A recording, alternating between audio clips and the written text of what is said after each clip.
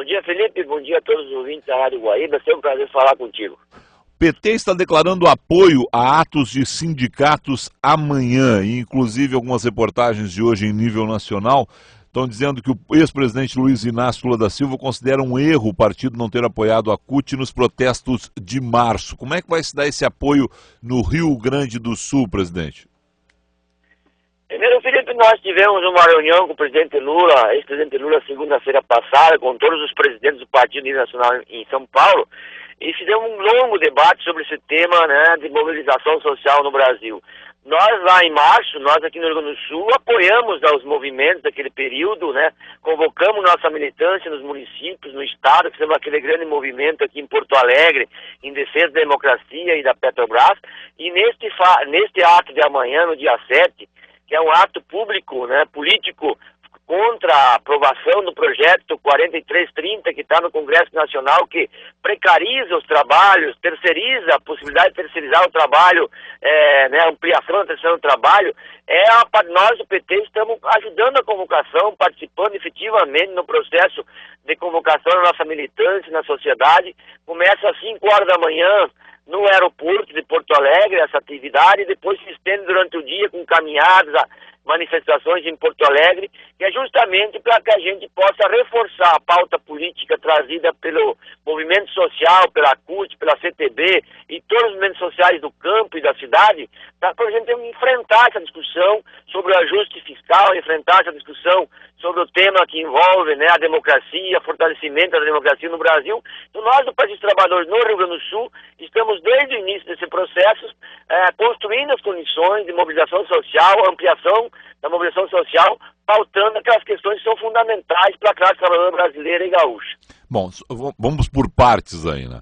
Esse projeto é um projeto do ex-deputado Sandro Mabel, está na pauta de votação, o projeto de terceirização, que seria, na verdade, uma precarização, inclusive, de vários serviços, porque se diz que tudo poderia ser terceirizado no Brasil, né? E aí poderia pegar do chão da fábrica até altos executivos, onde já é comum que haja uma terceirização, uma criação de pessoas jurídicas. Isso poderia, segundo alguns, inclusive acabar com a CLT. Então, nesse caso, o PT e o governo são contra o projeto.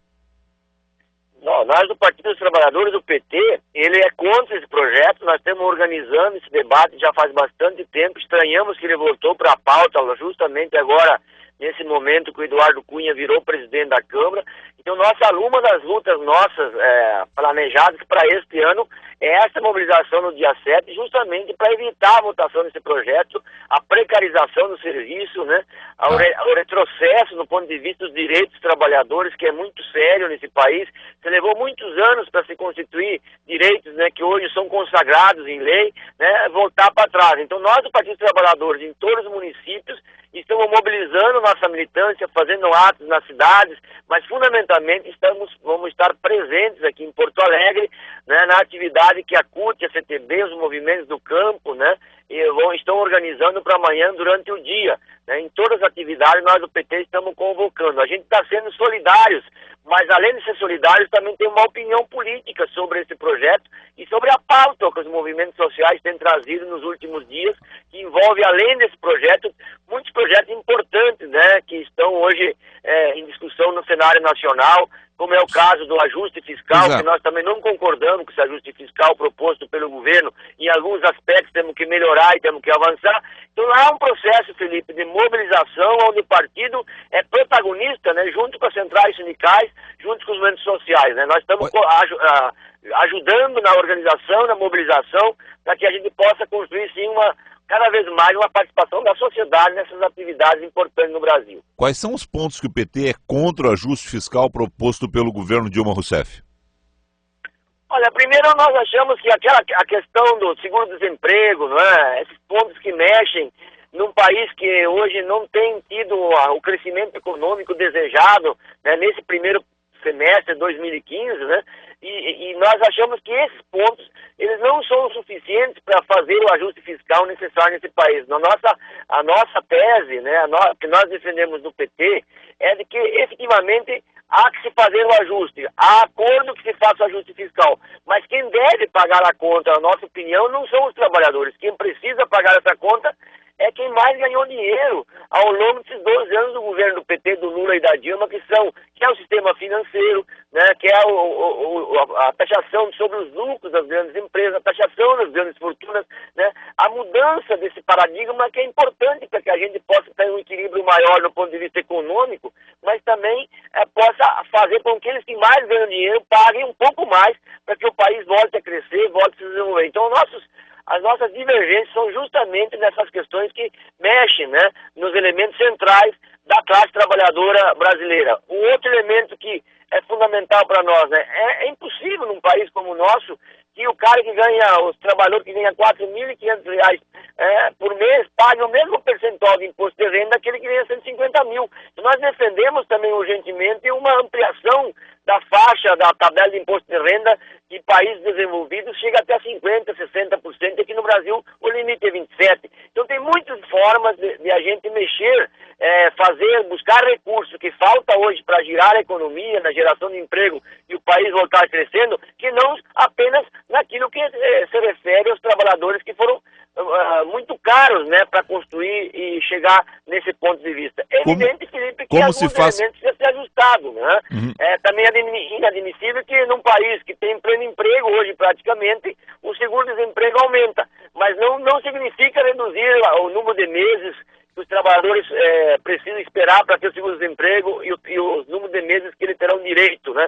Tem que fazer ajuste, no nosso ver, do ponto de vista da concessão do seguro-desemprego e não fazer uma redução daqueles momentos mais difíceis do trabalhador que está desempregado para poder até buscar um outro emprego. Então, nós somos contra esses aspectos e estamos propondo outros pontos importantes na economia nesse momento para poder fazer o equilíbrio fiscal e o Brasil voltar a crescer e a gente poder ter uma economia estável, né, e com segurança para a nossa classe trabalhadora brasileira. Certo. Só para deixar claro uma situação. Em algumas reportagens, pegando por exemplo a reportagem da Folha de São Paulo de hoje, PT declara apoio a atos de sindicatos nesta terça-feira. Para Lula, foi um erro o partido não ter apoiado a CUT nos protestos de março. Agora, dizem petistas, as bandeiras em defesa da democracia e pela reforma política deixam a sigla mais à vontade. Mas esses atos de amanhã, que são contra um projeto de lei que está no Congresso Nacional e contra parte do ajuste proposto pela presidenta Dilma Rousseff, não vai dar a impressão também que o partido está contra e, na verdade, abre aspas, inchar o movimento do dia 12, que vem por aí, mais um protesto contra o governo Dilma? Olha, Felipe, os movimentos do dia 12, do dia 15, esses que estão acontecendo, nós não temos nenhum problema, porque eu acho que nós vivemos num país democrático, né? A gente precisa, inclusive, valorizar esses momentos. E é claro que nós temos uma contrariedade enorme, né, aos movimentos que vêm para dar um golpe na Constituição, como a questão do impeachment e tantos outros, pela volta da ditadura. Esses momentos, esses movimentos nós repudiamos, né? E que se aproveitam de atos democráticos justamente para poder expressar a sua vontade, mas que nós não concordamos com volta da ditadura, pelo fim da democracia e tantas outras questões que são puxados nesses atos promovidos, né, pelo setor da direita brasileira, pelos neoliberais que se reorganizaram no país. Nós caracterizamos assim, que eu acho que é importante a gente ter claro, é um projeto contra o nosso projeto, né, que está sendo implementado com um campo amplo de movimentos sociais, de partido de esquerda, né? Então acho que é importante a gente ressalvar isso, que são atos que fazem parte de um país democrático, uma democracia que é nova, mas tem consistência, né? Então nós temos tranquilidade. Segundo, esse projeto que nós estamos discutindo para amanhã, não é um projeto que é proposto pelo governo, né? É um projeto proposto por um setor que se chamava antigamente, quando era deputado, da bancada da bolacha, né? Lá em Brasília, né? É um projeto que foi proposto por um setor econômico brasileiro, que são os setores dos grandes monopólios econômicos que querem precarizar o serviço, né? A possibilidade de terceirização, principalmente dos trabalhadores do chão de fábrica, né? Tirar direitos dos trabalhadores. Então é um projeto do Congresso e que hoje a hegemonia do Congresso Nacional não é uma hegemonia pró-governo, é uma hegemonia contra o governo. Então nós estamos acreditando, Felipe, que a única forma de nós contrapormos a este movimento de um Congresso mais conservador, mais à direita, é botar o povo na rua para exigir né, do Congresso e do próprio governo federal, que ele mude a pauta política, mude a pauta econômica. Eu acho que isso faz parte, no momento, de uma grande disputa política e ideológica que vem se acirrando, que a gente vive no país. Esse é para nós, o entendimento que a gente tem nesse momento da conjuntura que nós estamos vivendo. E principalmente também porque tem uma convicção de que nós estamos fazendo um esforço enorme, o governo federal, junto com o Partido dos Trabalhadores, o PCdoB e outros partidos, para nós ampliar o processo de combate à corrupção nesse país. E nós temos um projeto para isso, que é o projeto da reforma política com fim no financiamento empresarial de campanha, e nós estamos propondo que no ano que vem, inclusive, o Partido dos Trabalhadores não receba dinheiro de empresário para campanha política, não é? Então nós estamos trabalhando com projetos. Aqueles que hoje, Felipe, fazem um discurso enorme para acabar com a corrupção, eles não querem o fim do financiamento privado de campanha, então eles têm um discurso e uma prática diferente. Como é que tu resolve isso, na nossa opinião, nesse momento? É justamente construindo uma mobilização política e social, juntando força na sociedade, fazendo a sociedade entender esse momento para a gente poder avançar nos projetos estratégicos que nós precisamos e temos que ter no país e que nós estamos apresentando nesse momento conjuntural também no nosso Brasil. Presidente Edilvanato, só para a gente ter uma ideia, baseado na eleição passada de Tarso Genro, quanto é que foi gasto na eleição passada de Tarso Genro e quanto veio da iniciativa privada? Porque a gente sabe que a maior parte da arrecadação vem desses setores da economia, o PT ficaria um partido muito enfraquecido financeiramente. O PT hoje é dos partidos que mais arrecada, inclusive, da iniciativa privada. Não, hoje, Felipe, é o seguinte, não é bem assim, né? Nossa, por exemplo, a Dilma gastou, se não me falha a memória, numa campanha 318 milhões de reais, tá? O Aécio Neves gastou 308 milhões de reais. E esse dinheiro, 90% é da iniciativa privada, não tem outro dinheiro, não é? O dinheiro todo hoje para as campanhas eleitorais, ele vem de iniciativa privada, ou de grandes empresas, corporações, ou vem de pessoas privadas, não é? Uhum. É muito pouco dinheiro, recurso público que tem na campanha, né? Tem recurso público nos fundos partidários, que é para a vida partidária, para todos os partidos durante o ano, antes, fora dos processos eleitorais. Então, hoje os recursos de campanha são recursos do ponto de vista privados que fortalecem. Isso vem no histórico.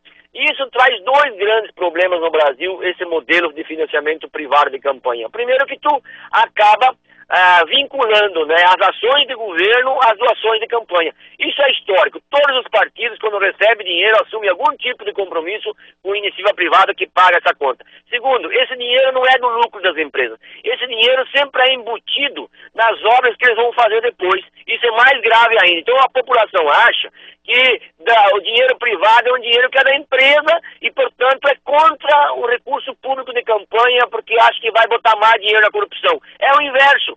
Quanto mais dinheiro público tu botar na campanha com teto, tu só pode gastar X para fazer a campanha para presidente, X para fazer a campanha para governador, X para fazer a campanha para prefeitura municipal. Esses recursos com teto vai ajudar a diminuir o custo de campanha, vai fazer campanhas mais parelhas, agregado com outros fatores no processo eleitoral, como voto em lista.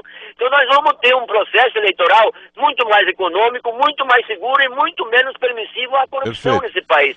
Mas os grandes partidos hoje, PMDB, PSDB, o DEM, que enchem a boca para falar da corrupção, não topam esse modelo. Por quê? Porque tem compromissos históricos de longo prazo com esses setores e nós do PT já estamos há mais de 10 anos discutindo uma reforma política, tanto é que o Henrique Fontana apresentou um projeto que não foi votado, né? Então nós estamos vivendo um momento rico para um bom e grande debate, para que a gente possa evoluir nesse processo do fim da corrupção, para o combate à corrupção, acabando com o financiamento empresarial de campanha e construindo um novo modelo político para o Brasil que dê mais equilíbrio, vamos dizer, entre os partidos e mais segurança também entre os partidos políticos, a sociedade e o próprio governo.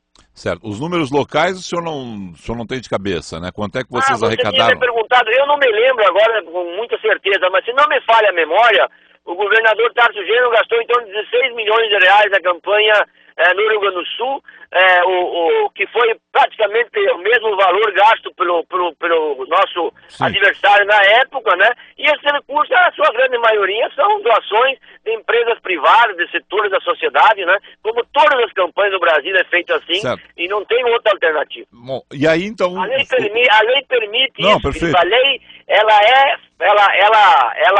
estabelece regras para isso, então não há nenhum crime não, perfeito. Nesse ponto de vista mas, do financiamento, mas é que o senhor modelo de financiamento. Só que ele está errado nesse contexto que nós estamos vivendo hoje. Não é que o senhor está dizendo que o ano que vem não vai aceitar, eu fico pensando o seguinte, se não mudar e o PT manter essa decisão, quanto o PT vai abrir mão e Sim. como vão ser as campanhas do PT frente aos outros partidos, né?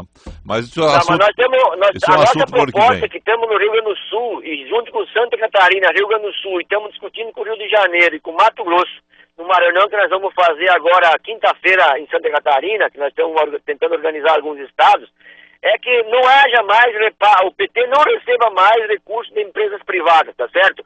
Não quer dizer se o candidato queira receber, ele que receba, agora ele vai responder. Agora, nós do Partido dos Trabalhadores não queremos mais receber dinheiro de empresários, justamente para tentar construir uma relação diferente, porque senão a gente faz um discurso na vida, como está acontecendo agora, né, sobre a questão da reforma política, e na prática não cumpre. A nossa tese, nós estamos fazendo um discurso na reforma política, queremos aplicar, evidentemente, também na vida real, na vida cotidiana. Pode até me dizer que isso é ruim, que é demagogia, mas nós do PT precisamos dar exemplo e modelo. Podemos não ganhar uma eleição. Agora, era muito gostoso ver uma eleição, como se fazia antigamente, de que o candidato, no nosso caso, do PT, ia para a vila, conversava com as pessoas, dialogavam, né? Tinha militância política para fazer isso. Hoje virou um mercado esse negócio, isso é uma vergonha a nível nacional.